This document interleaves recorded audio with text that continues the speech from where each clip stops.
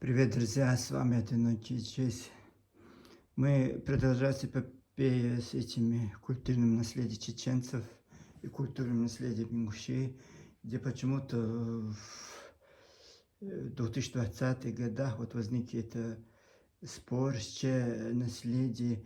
Я понимаю, когда вот теперь вот эта музыка, современная музыка, современные танцы, современный фольклор, можно вот оспаривать, там, не знаю, что-то говорить. А вот самое интересное, ждут, пока вот эти исполнители умирают, вот эти композиторы, и вот это на 50 лет назад, на 60 лет назад. Вот такие споры кажутся очень странными. Но вот это не мы, это мы просто сидим, комментируем. Вот эти ингуши почему-то вот так неровно дышат нам. И вот эти зависти, бросают зависти, завистливые эти взгляды в сторону нас, чеченцев. И нам приходится постоянно что-то говорить, что-то комментировать, возмущаться, радоваться, я не знаю. И вот такая странная у нас жизненная ситуация. Даже иногда я сижу и думаю, вот знаете, нужно же дожить до такого, знаете, вот я не знаю, я не знаю. Вот сейчас хочется сказать пару ласковых слов товарищу Ингуши, но вот немножко себя воздержусь, потому что у меня сегодня другая цель. Вот я устал уже от этой лжи, этих ингушей, которые приходят именно на мои ролики, пытаясь утверждаться за счет меня. И вот такие просторные речи пишут под копирку. И вот утверждает вот это. Если это Марьям Эйдемирова что-то написала, это значит нет, это не это. И вот самое интересное, вот этот год, вот, 2 года тому назад вот это начался этот спор, я помню, со мной начал спор. Это вот ингушский танец, который создали чеченцы, и музыка, которую они, Умар Димая написал, и вот это просто они сперва не думают, что мы какие-то ахи и лохушки. Вот сказать, что это Эва Марсагова сочинила. И я потом сказал, когда родилась Эва Марсагова, когда этот Умар Димаев написал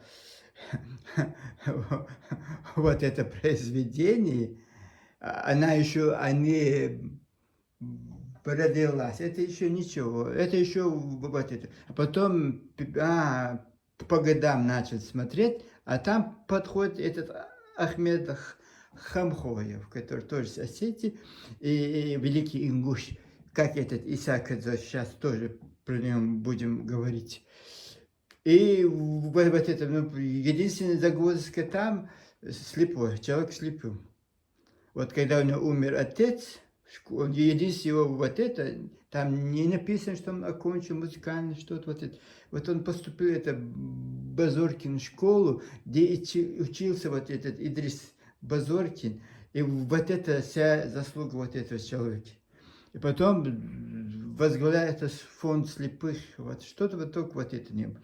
И потом опомнились и решили обратно это провернуть, сказать, вот нет, это Хамхоя написал, это Хамхоя. Но это тоже как-то вот это, одни слова против других. Очень сложно, конечно. Это, знаете, события, которые происходили 70, 80 лет тому, 90 лет назад, вот как 30 лезгинка, первая лезгинка, вот это Умар Димаев написал, ну, тогда сталинские времена, колхозы, совхозы, но так и назвал, даже не чеченская лезгинка, он назвал ее колхозной. И сейчас тоже идут споры, я-то знаю, что это лезгинка именно вот в те времена написан, сталинские, и как, конечно, напишут, что это колхоз, это же, вот это. И вот это споры, вот нет, это не та, это та. Я просто, сын его, Али Димаев, когда рассказывал, он говорил, что вот в Берлине, возле Рейхстага это прозвучало вот это колхозная лезгинка, но он не стал это раскрывать, Я-то понял, что он имеет в виду это оригинал 1933 года колхоза. Это же копия же не получается как оригинал. И вот это такая легкая версия, вот это военной на гармошке, вот такая легкая версия лезгинки, но основа, если внимательно слушать, основа та же самая. Вот это, как это, happy end, вот это имя лезгинки, знаете, она, любая музыка может быть, но там happy end, как когда кульминация танца. Вот именно этот Умар Димаев, вот этот кульминация, самый основной, вот этот красивый, вот этот придумал он. Вот, даже вот это колхозный диск, это кульминация, это танцы присутствует. Танец, да, это может быть любой. Я же не утверждаю, что только чеченцы поют эти песни, танцуют эти. Это адыги могут, все кто угодно, может, черкесы могут. Но вот это именно, вот это лезгинку вот придумал, вот это наш композитор Умар Дима в 1933 году. Этого никто, даже это сейчас в интернете существует полная вот версия вот этой колхозной лезгинки. Это написано, понимаете, сталинские времена, и поэтому там он, скорее всего, даже чеченское не использовал, просто использовал вот это в духе того времени колхозное. Труженики, это же страна тружеников была, страна советов. Ну, вот такое. И вот такое отступление, я-то знаю, это просто я сейчас снова включу это полностью, это вот его снова авторские права мне прилетит. Знаете, сколько у меня прилетает вот это? Очень много прилетает, что я ставлю музыку, что я ставлю вот это. И вот мне хочется вот лишний раз, зачем мне это надо? В принципе, я могу отстоять свои права, заявить, что это так и так. Ну, YouTube, вы знаете, они не любят эту дискуссию. Если только вот это профессиональный адвокат напишет, там надо письма писать, адвоката, брат, знаете, зачем мне это нужно? Тем более монетизации нет, и то, и то. Я и так не получаю деньги. И вот это, мне это не надо, я зарабатываю очень хорошие деньги, мне достаточно. Я живу очень хорошей жизнью, я могу, даже сегодня я заболел, мог бы сесть на самолет, уехать в Нью-Йорк, чтобы сесть где-то там в Старбеке кофе попить. Ну вот такая у меня жизнь.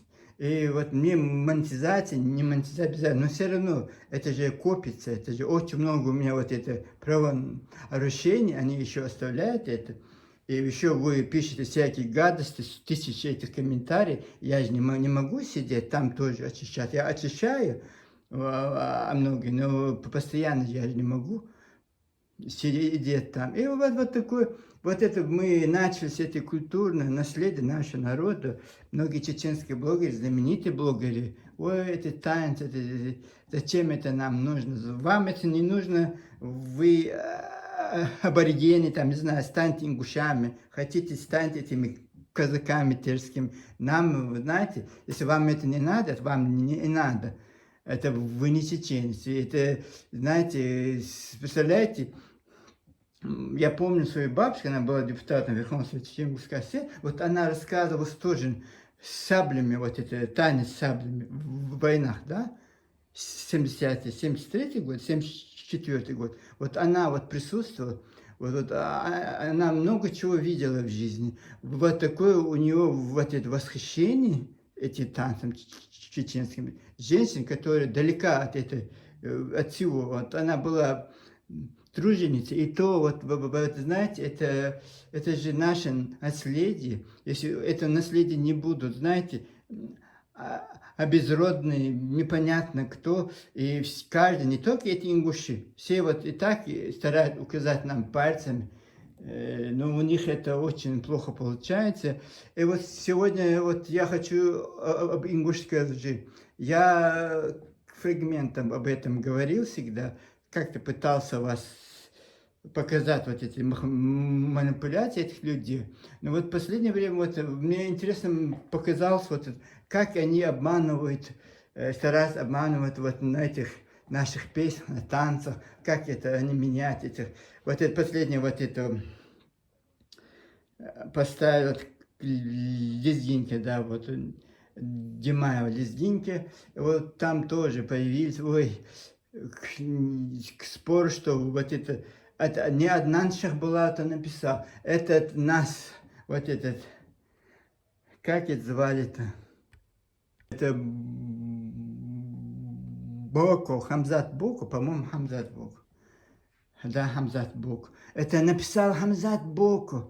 Я потом пишу там, знаете, кто такой Хамзат Боко? Боко, или он МЧСник, или он врач, там, непонятно кто он, даже не музыкант. Но фортепиано он играет, это какой-то хобби человек. Вот это, какое-то хобби, научился играть на фортепиано, это значит всемирно известный ингушский музыкант, конечно.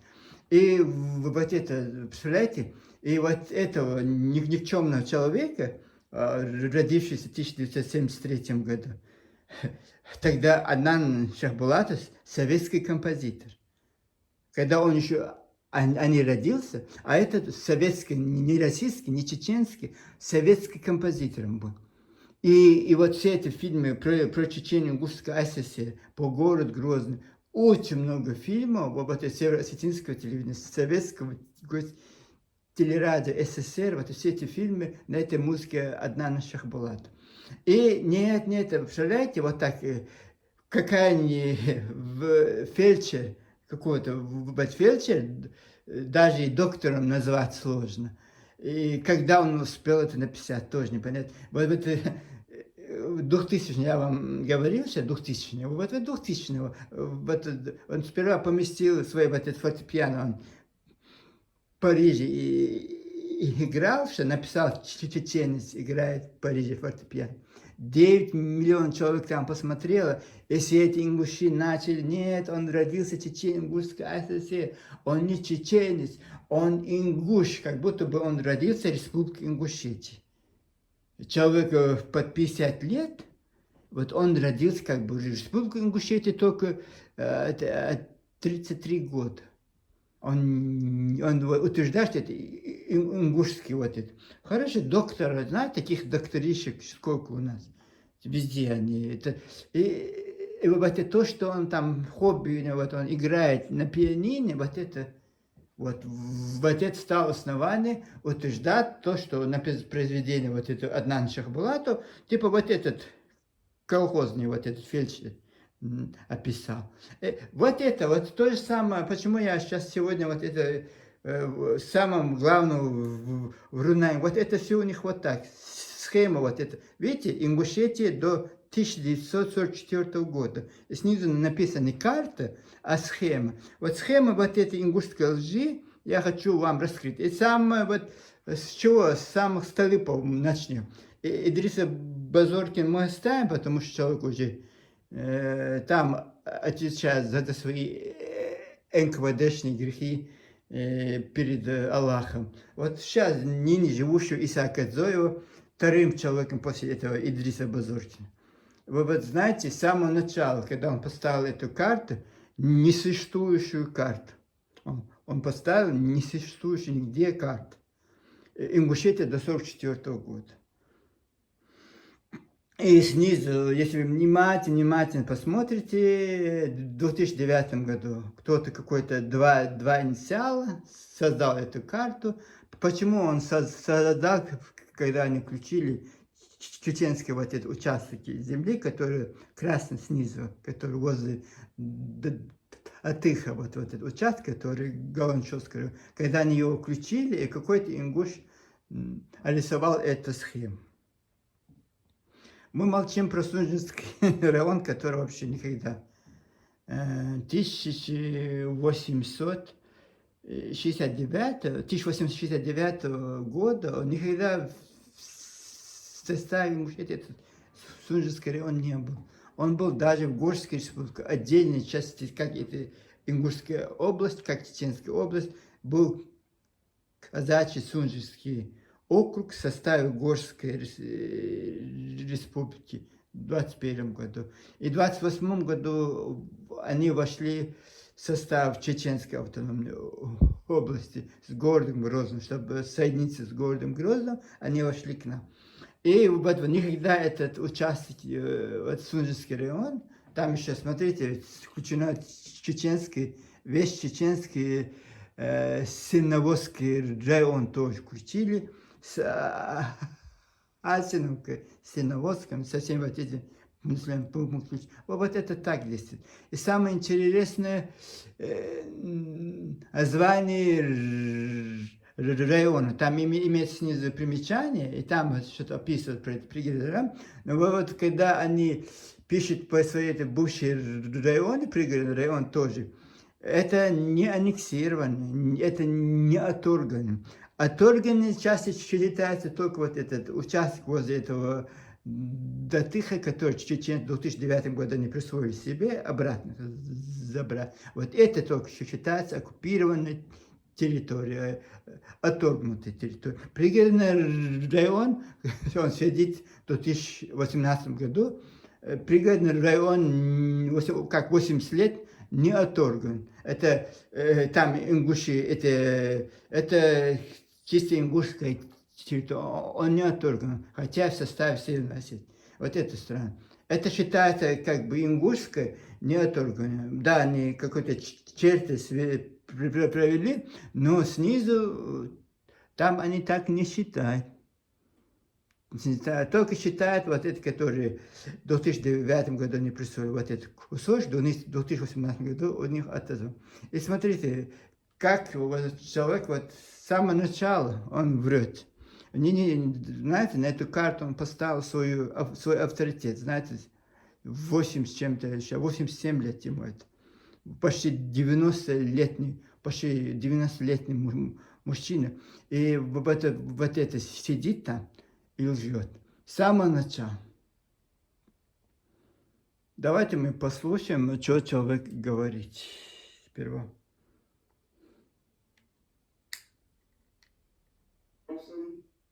Почему это ингуши подняли такой скандал вокруг того соглашения о границах между Чечней и Ингушетией в горной части Кавказа? Я хочу по этому поводу дать разъяснение. Не понимает сути настоящего дела, этого дела не только за пределами Северного Кавказа, но и даже на Северном Кавказе сопредельные соседние наши народы не понимают иногда, в чем дело. Поэтому я хочу дать разъяснение. Вот карта Ингушетии, которая существовала до 1944 года, 22 февраля. 23 февраля нас поголовно всех депортировали в Казахстан. Та республика Чечения-Ингушетия состояла из двух частей. Чечня и Ингушетия. Вот один субъект такой был. Автономная республика Чечения-Ингушетия. Вот это Ингушетия. Ее карта. Ингушетия тогдашняя состояла из 7 районов. Ачалукский, Галашкинский, Малгобекский, Насрановский, Пригородный, Вседатский и Суджинский. Вот это Ачалукский район, Вседатский, Малгобекский, Насрановский. Вот это заштрихованный красными линиями, это Пригородный район, Насрановский, Суджинский район, вот это Галашкинский район, вот состоял из этих 7 районов. Мы отбыли наказание 13 лет в Казахстане. В 1957 году Чечено-Ингушская автономная республика была восстановлена. Но она была восстановлена не полностью на той территории, на которой находилась Чечено-Ингушетия до нашего выселения. Пострадала Ингушетия. От Ингушетии были изъяты земли Пригородный район в пользу Северной Осетии Потом вот такой кусок вот здесь в пользу Северной Осетии. Вот такой кусок на севере еще в пользу Осетии. Вот такой кусок еще. И здесь Эзми, поселок Эзми с гидроэлектростанцией, которую эту гидроэлектростанцию грузинское правительство в 1957 году подарило ингушам, просто оставили и уехали. Вот такое произошло, вот такие события. Теперь, это 1957 год. Теперь дальше сегодняшние соглашения между руководителями двух субъектов Чечни и Ингушетии предполагает изъять у Ингушетии в горной части огромную территорию, на которой когда-то проживали, выросли, воспитывались великие ингушские тейпы, такие как Уандалай, Цечуай, Мержой и многие другие тейпы. Это огромная территория. Для нас это огромная территория, потому что у нас и так территория маленькая. Теперь, что получается? Вот этот промежуток возле Алпуна, здесь такой хребет проходит 9 километров. Если этот промежуток убрать, Ингушетия будет разделена на две части. И нам придется искать, и нам придется у тех, кто занял нашу территорию, просить разрешения, чтобы построить дорогу с юга на север. Вот такая метаморфоза произошла с территорией Ингушетии за последние 60 лет. Вот что произошло здесь. Теперь более наглядно мы составили такую небольшую карту. Пожалуйста, покажите. Вот что видно. Вот это Ингушетия до 1944 года, до 23 февраля. Вот это Ингушетия, которая в 1957 года. А вот это Ингушетия будет, да, которая останется, если действительно эти земли будут отторгнуты от территории Ингушетии. Ну, вы сами слышали прямую речь Исикадзоева. Вот, знаете, и просто, чтобы вы поняли, вот ни одному слову ингушан нельзя верить. Вот, представляете, как будто его в пытках пытать, его никто не пытает. Он не сидит в гестапо, там, не знаю. Просто сказать правду, это нет. Это, вот это не знаю, я какой-то осадок. И перечисляют чеченские тейпы, говорят, это ингушские. Потом они же смотрят, Исаак Адзоев, так, и другие у них фантазии нарастающие. И вот другие начали еще дальше идти. Ачхамартан наш, Урс-Мартан наш, мы до города Грозного, до реки Аргун. Вот такие бурные фантазии. Вот я не знаю, пожилой человек, который в своей жизни увидел многое, даже его арестовали за этот кавказский дневник. Интересно, если я скажу, что я написал кавказский дневник, это мое произведение, ты, Исаак Адзоев, украл его у меня, как это по-ингушски, да? Это как это по-ингушски? Ничего, что я еще не родился, когда это было написано. То же самое ложь, вот этот Исаак Адзоев, который несуществующие карты, несуществующие карты, вот сидит Свердловский район, Чеченская республика, тоже включил туда, Голанчевский район, Чеченская республика, тоже туда включил. Я молчу о Малой Чечне, которые Могебек, Пседах, Ачалуки, Галашти, вся эта Малая Чечня, в этой же чеченской территории, которая с 1860, после окончания Кавказской войны, они по чуть-чуть. Да, потом пригородный район. Пригородный район на карте, у них это не оккупированная территория, не это, а только чеченцы, которые захватили, это отторгнутая территория, а это нет, это не. И вот это, да, вас пустило, вы после этого Орджоникидзе в Жайрахских горах прятали, это, от их, и вам благодарность, это Киров, это Орджоникидзе, вас пустил в этот пригородный район. Это не значит, что это ваш. И вот, а потом обратно забрали это Осетию, правильно сделали. И то же самое, скорее всего, ваши рты не закрывается, не примолкается. То же самое, та же самая участь вас ждет, потому что вы там тоже же наглели. Вы же тоже обнаглели там вообще. Этих осетин, диски, вы представляете, Осетии, дискриминировали этих осетин. В Владикавказе проживало 250 тысяч человек, у вас там 100 тысяч не было, только в городе Владикавказе проживало 250 тысяч. И вот малочисленная вот эта группа людей, вы как боги и цари. И вот спрашивают, у меня наведывается очень большой вопрос. Да, вы все, какой-то, я не знаю, интересно, это архив КГБ можно же?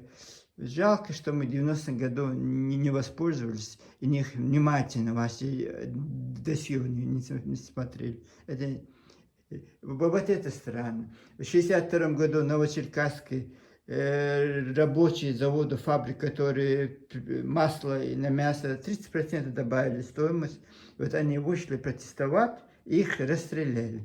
Вас через 11 лет в городе Грозном устроили антисоветский митинг, вас оставили в покое. Потом,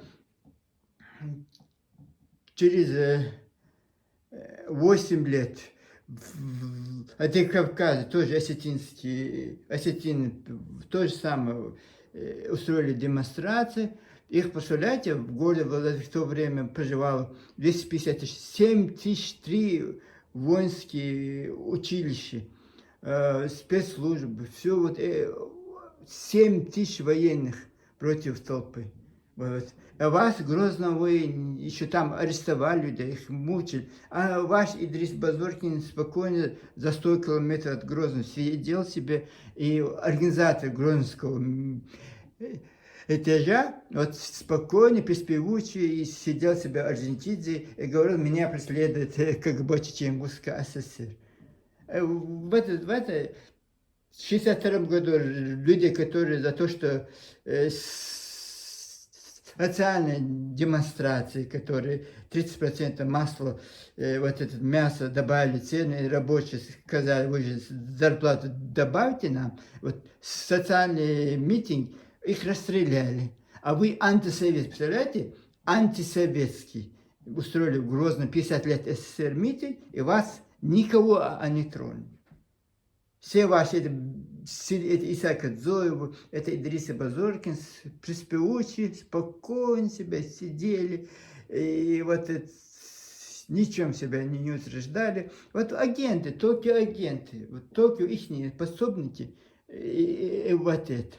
И я не знаю, вот как-то странно вы между нами, осетинами, я не знаю, почему вот так. Тоже. Ну, понятно, почему вы против чеченцев, у вас эта власть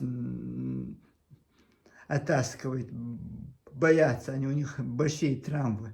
После Кавказской войны, после 2 чеченских войн, понятно.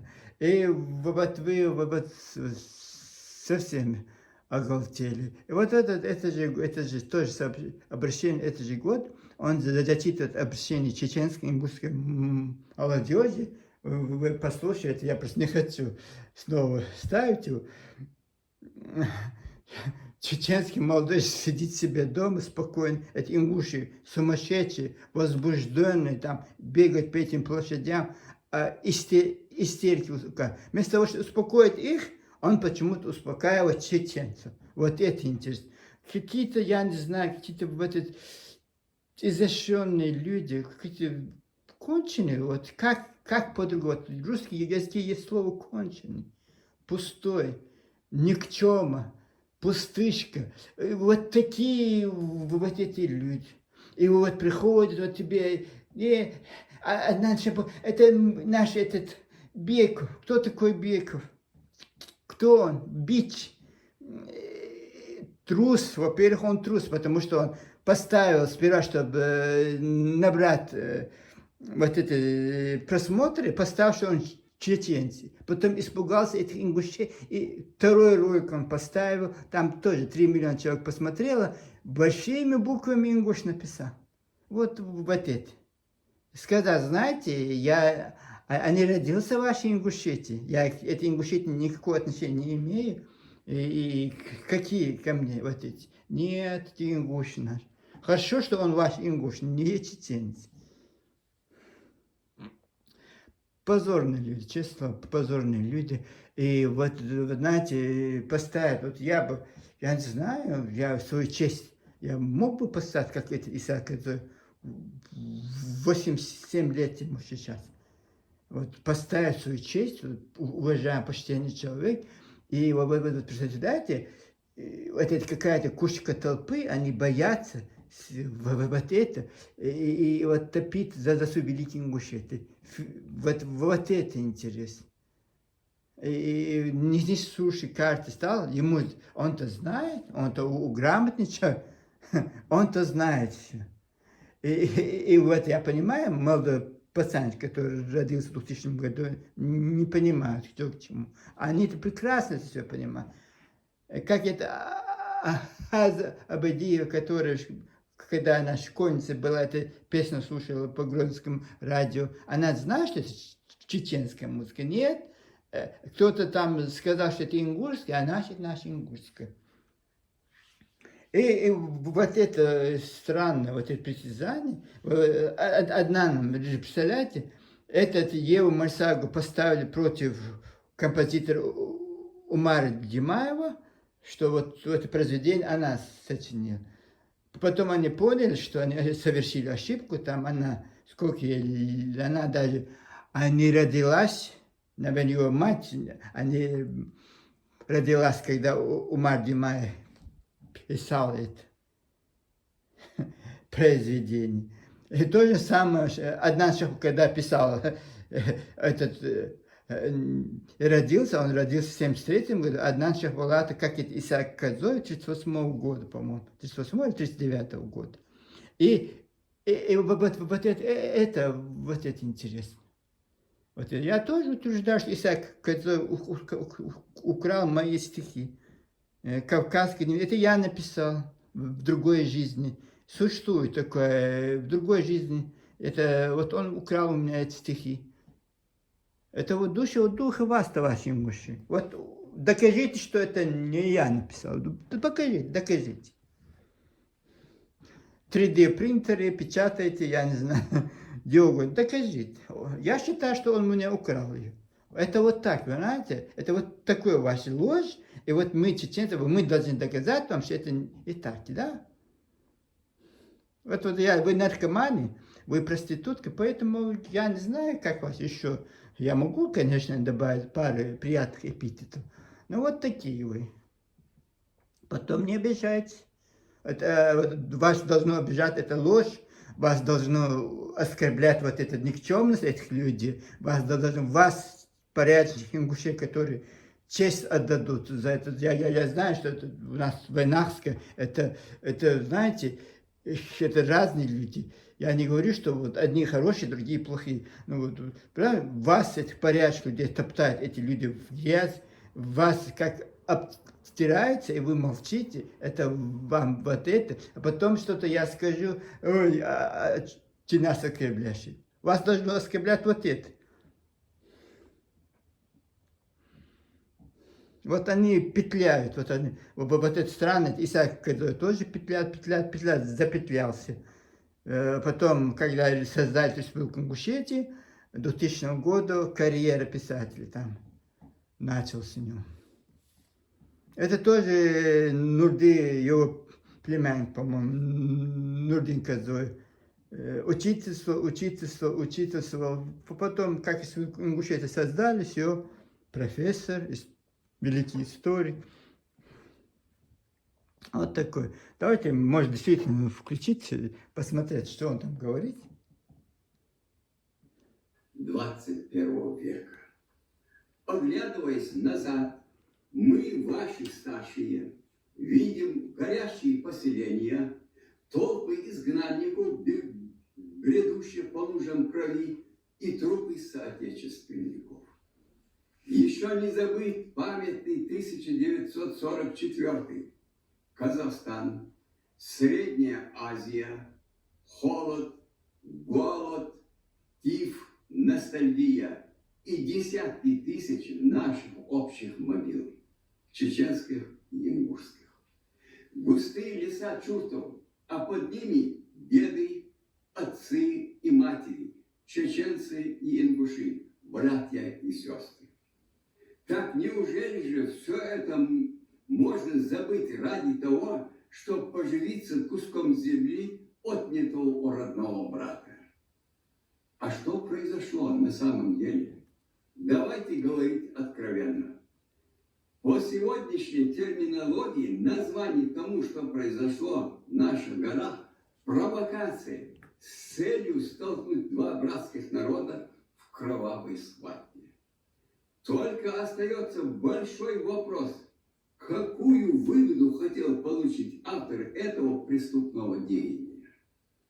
И в Чечне, и в Ингушетии много здравомыслящих людей, которые пытаются уберечь людей от беды. Но кое-что злодею удалось сделать – вскипятить страсти. Нам, старшим Ингушетии, нелегко успокоить вспыльчивый пласт молодежи, которые взывают к отражению агрессии, как они это понимают. Нас удивляет преспокойное поведение федеральной власти, для которой достаточно одного звонка, чтобы остановить эту вакханалию. Неужели спецслужбы не удосужились довести до Москвы то, что происходит? Или не слыхали, а может, не видели? Но вот если какой-нибудь губошлеп из ингушей или чеченцев отпустит бороденку, мигом все услышат и увидят от Магаса Грозного и до самой Москвы. А меры примут радикальные. Тут везде только и слышишь про то, что творится в Эшты, Меджи и Ялхороде. Психоз. Слухи самые невероятные. Приведу два из них. Я это делаю специально, чтобы показать нелепость этих слухов. Первый. Чеченцы, дескать, после 2 войн с Россией, получившие статус форпостов, воспользовавшись своим превосходством и слабостью ингушской власти, совершили захват ингушских земель в горной части, рейдерское вторжение на государственном уровне. Второй слух. В стране кризис, жить становится труднее, нарастает ропот недовольных, нужен громоотвод. Лучше, чем ингуши и чеченцы, не придумаешь. Вот, мол, они виноваты во всем. Странная логика этого слуха поражает меня своей нелогичностью. Ну, допустим, мы здесь передрались, и не дай бог выдали на горах энное количество труп. Ну и что? От этого на города и поселения Российской Федерации с неба посыпятся всякие блага в виде иномарок, колбас, уютных квартир и модной одежды. В тяжелой экономической ситуации стране нужна не простая, а абсолютная стабильность. Малейшая дестабилизация в любом уголке грозит бедой всей стране. Не думай, что там наверху таких бездумных олухов допускали к ответственным постам. Слава Аллаху, еще ни у кого из носа не потекла кровь. Пора этот огонь тушить, чтобы не перерос пожар. 9 сентября Народное собрание Ингушетии выбирало главу республики. Почти единогласно избрали Юнусбека Евкурова. И тут же, как говорится, не отходя от трибуны, провели церемонию инаугурации. Ситуация такая, что тянуть этим делом сейчас неразумно. Республика замерла в ожидании, что предпримет глава, чтобы ситуация разрешилась мирно и по справедливости. Легко ему не будет, но есть надежда, что авторитет Героя России и высокий рейтинг опытного руководителя помогут ему выйти из данного положения с честью. Юнусбек – боевой генерал, генерал полевой, а не камерный. Звание героя. Знаете, это как громоотвод. Вот проблема вот эта, если главное к чеченцам обращаться, вот это, вот нужно вот это, и начинает все мировые проблемы рассказывать, и вместо того, чтобы, знаете, это не бывает односторонне, все вот это. И мы не должны забывать, что вот такие люди, да, они уважаемы, почитаемые, и почет это же уважение не от возраста, это не по вот, басням, сказкам, это по конкретным делам. Вот дело Иса, которое наворошил немало.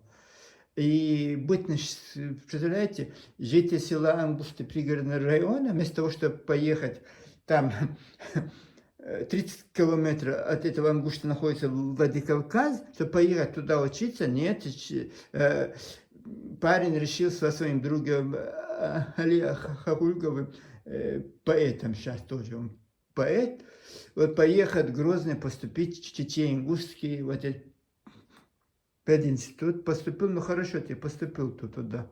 Сразу выпустили эти антисоветские эти сборники, потом вот репрессии, посадка, тюрьму, сразу потом успокоился, сперва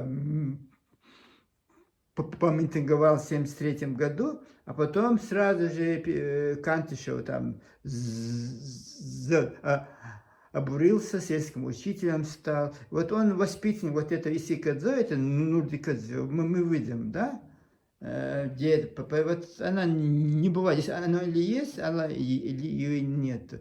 И вот это меня чеченцы удивляет, вот как вот амаранс разве это присутствует, разве это достоинство?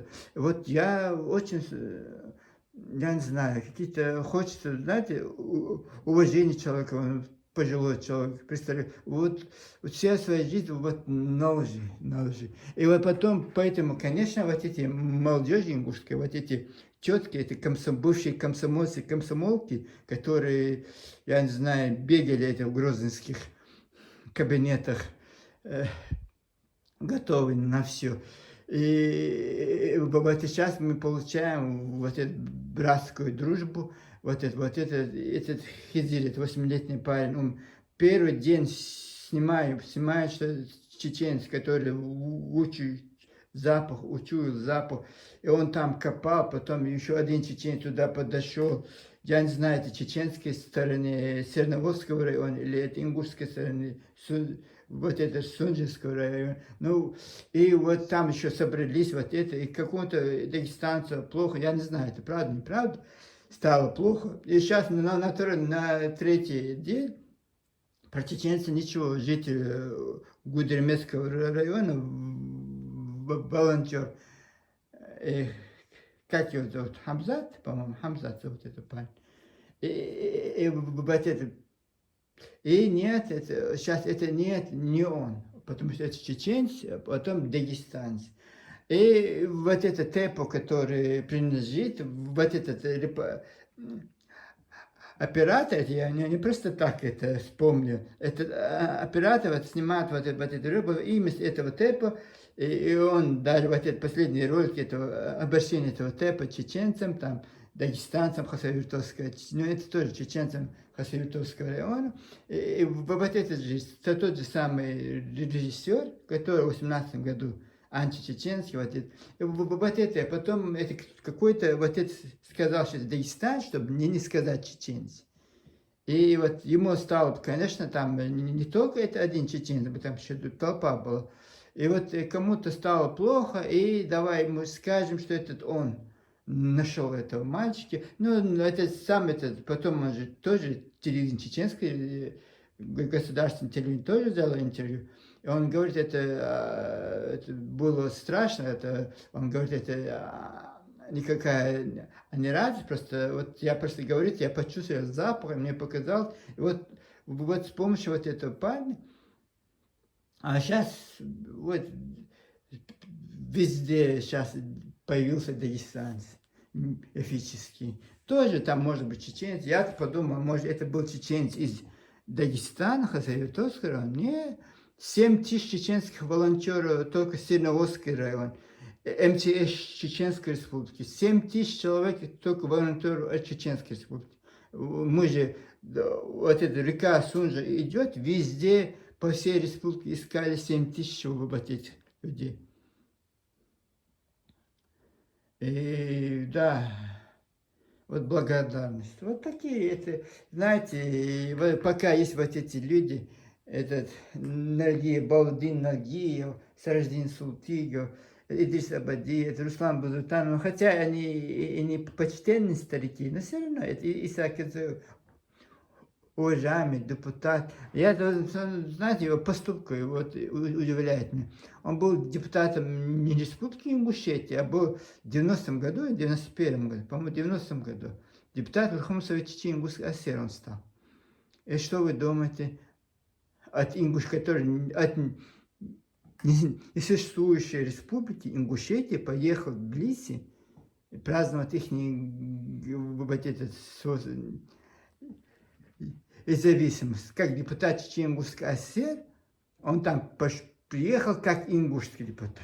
Вот эта страна. Вот видите, это такие нестыковочки. Сейчас он, конечно, почетный гражданин города Тбилиси, это из-за, потому что депутатом Чечен-Ингушской ССР поехал как представитель Ингушетии, который не был. Точно этой карты, которой не был, то же самое. Лгать это не к лицу, никому не лицу. Вот эти дешевые трюки, ваш товарищ Ингушей, себя засуньте подальше. Вот мне не стыдно. Вот я буду говорить вот так. И как он это говорит, почему он так говорит. Или у вас, я не знаю, с ума можно сходить, конечно, по-всякому. Вот такой я не видел. Вот это у вас, вот, я вспомнил, это Новочеркасск, это же работники заводов, фабрики вышли, требуют, чтобы если вы подняли цены, поднимите зарплату. Их расстреляли. А вас, провокаторов, потому что вы не сами это, по указке КГБ СССР вы действовали. Поэтому все ваши зачинщики. А потом, через 8 лет, в 1981 году, вот это Астине восстали против вашего ингушского произвола.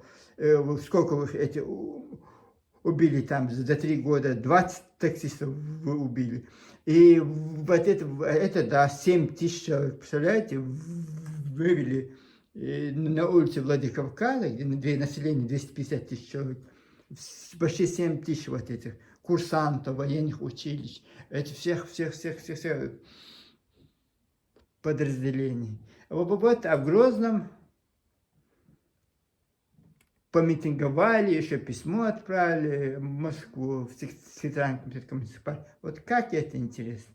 Как вас оберегает советская власть? Что и Киров, что и Орджоникидзе, что и русский царь, всегда полезны. Полезные люди. Это новочеркасские фамилии. И Исаплиев, генерал, который расстреливал это. В танке, который вел на улицу, вот, Исаплиев. Вы скажете, нет, это не ингуш, это осетинец. Плиева где находится? Ваши Ингушетии. Фамилия Плиева.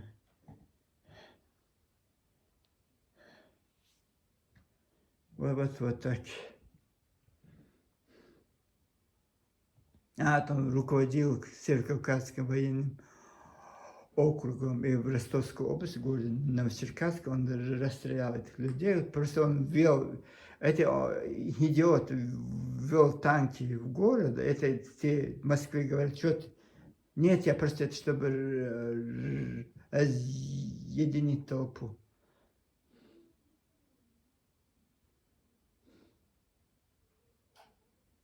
Очень много странностей с вами связаны. И вот это не просто так лжет и напропалую. Ведь ни одному вашему слову. И самое интересное, лохотрон. На днях я видел пластинку, где было вот это до этого, до 33-го года, вот я и говорю, что вот это Умар Лезгинку, этот Умар Димай. Нет, я видел на днях пластинку, что вот это нет пластиночка. Я, скорее всего, снова я же не могу вот обратно вот свой этот стиль взять и вас там нужно быть немножко скромными. Нельзя же лгать, поэтому не удивляюсь, что вас вот такие называются вы такими именами. Конечно, вот такие они и есть. Аморальные люди, они на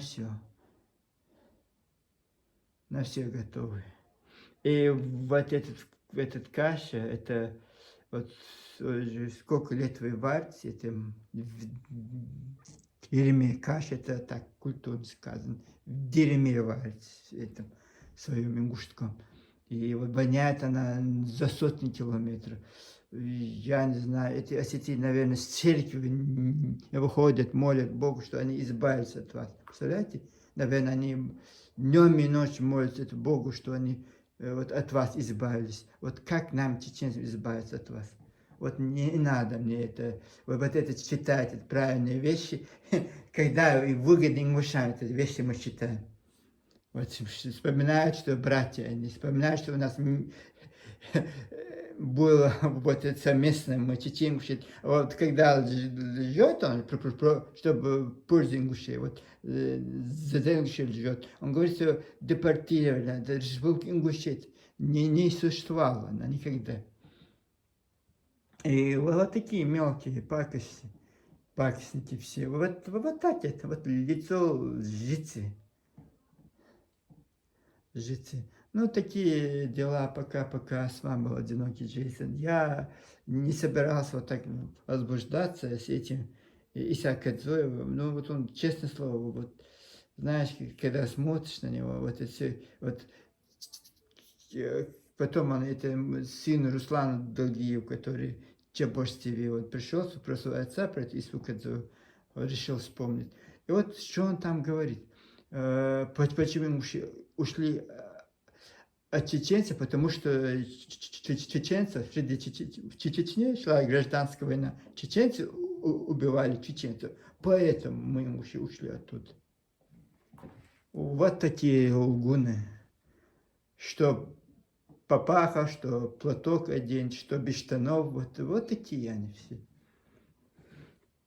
Поэтому я ноль внимания, мне, вы знаете, пишите, не пишите, мне без разницы. Скорее всего, вот больше вам не позволю у себя что-то писать, вот эту площадку вам давать. Идите, пишите у себя своим вот этим. Вот Танзил часто выступает, это Танзил Чабиева, это Танзил Заурова, это русский Бузуртана. Все сидите там, что вы суетесь к нам? Я же никогда, честное слово, я вам говорю, 1200 роликов эту службу Бузуртана снял, ни разу туда не пошел, ни разу ни одного комментария не оставил, потому что это мое достоинство, это не позволит мне туда пойти, что-то написать. А что вы ходите, вы, товарищи ингуши, которые такие правильные, такие хорошие, такие пушистые, ходите к нам, чеченцам, и пишете всякие эти дрянь, твари вы. И как вас по-другому? Вот русское слово гнида тоже есть. тоже есть, такое слово есть. Но я не говорю, вот простые люди не виноваты, не все люди плохие, есть и хорошие, и плохие. Но как нам, мы же не можем под микроскопом искать этих хороших ингушей, которые растворились в этом колхозе. Как мы их разыщем, как мы их, я не знаю, к кому обратиться? Некому, потому что от начала до конца все вместе замазаны этой грязью, все это замазаны этой ложью, и вот в живом своем вот этом вот идут к чему-то, я не знаю, к какому-то светлому будущему, но интересно, когда они дойдут до этого светлого будущего. Аппетиты я никогда удивляет вот такой жадностью, такой вот это, я не знаю, что это такое. Что это такое? Коварство, жадность, алчность, эгоизм. Вот все связано. Вот я знаю 3 ингушей, вот все. И вот это. И я же не могу ходить искать хороших ингушей. Ой, я забыл про свою болезнь, сижу тут. Но это выпуск я не сразу выпущу, потом я как-нибудь. Я очень много видео снимаю. Это одна из этих серий, которые я не публикую, может, и не опубликую, скорее всего. Ну, вот такое. Пока-пока, с вами был Дмитрий.